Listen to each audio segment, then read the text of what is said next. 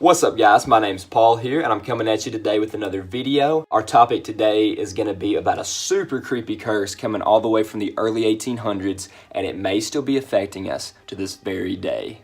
Now, I'm usually pretty skeptical about all these theories and stuff like that. I don't necessarily believe everything, but this one has you thinking. The curse I'm talking about here today is called the Curse of Tippecanoe, or as some people call it, Tecumseh's Curse. And the story goes something like this. In 1811, William Henry Harrison was the governor of the Indiana Territory. Now, against the will of President James Madison, Harrison had been getting Native Americans to sign these sketchy treaties to eventually trick them out of their land. Now, obviously, a lot of the Native Americans realized that they were getting screwed with these deals, so they basically called him out on his crap. These resistors were led by a guy named Chief Tecumseh, a Shawnee warrior, and his brother, Tippecanoe, or as many people called him, the Prophet.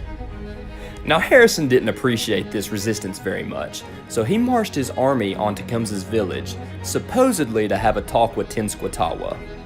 Now, the Shawnee, just wanting to protect their homes, attacked Harrison's troops in the early morning, but were defeated, and their village was burned to the ground.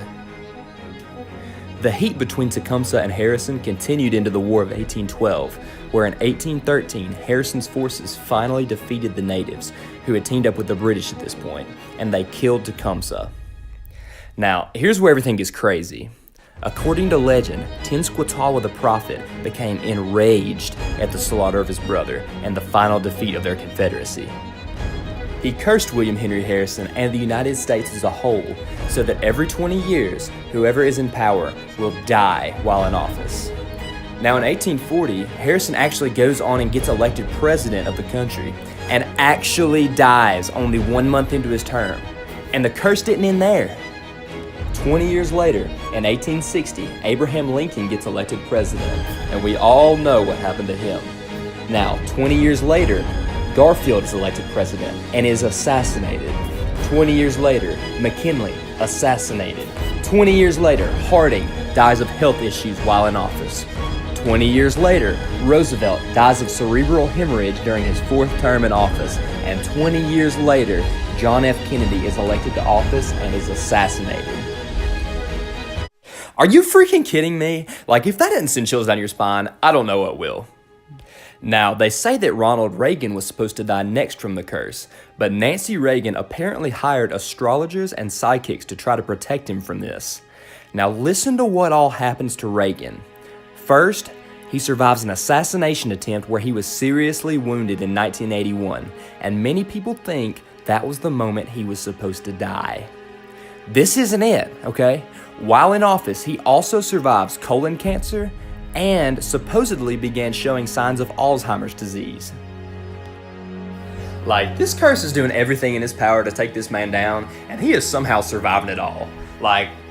Holy crap. George W. Bush would have been the next president to fall victim of the curse if Reagan hadn't survived, although he did survive choking on a pretzel in 2002.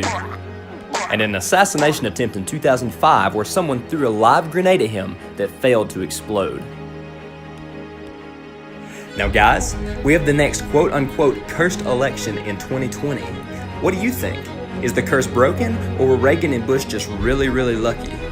Or do you believe the curse is actually just a bunch of crap and everything was all some kind of crazy coincidence? Again, let me know what you think in the comments. Please don't forget to like my video and subscribe to my channel. And until next time guys, peace.